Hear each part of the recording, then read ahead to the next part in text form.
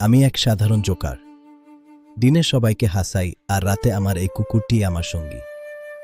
সেদিন অনেক দেরি করে ফিরছিলাম। রাস্তা ছিল জনশূন্য, শুধু আমাদের দুজনের দীর্ঘ ছায়া আর রাতের এক অদ্ভুত নিস্তব্ধতা।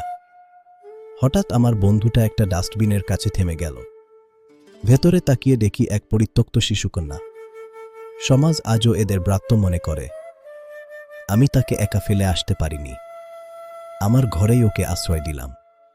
দেখতে দেখতে 3টে বছর পার হয়ে গেল। মেয়েটি এখন হাসে, আর আমার কুকুরটি হয়ে উঠল ওর সবচাইতে বড় রক্ষক ও প্রাণের খেলার সাথী।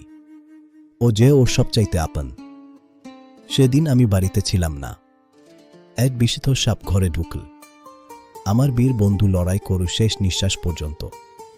ফিরে দেখলাম সাপটা মূর্ত, আর আমার বন্ধু বিদায় নিচ্ছে। মেয়েটি হাসছে, ও যে আজ নিরাফার। ও আমার বীর বন্ধু, চিরদিনের জনি আমার।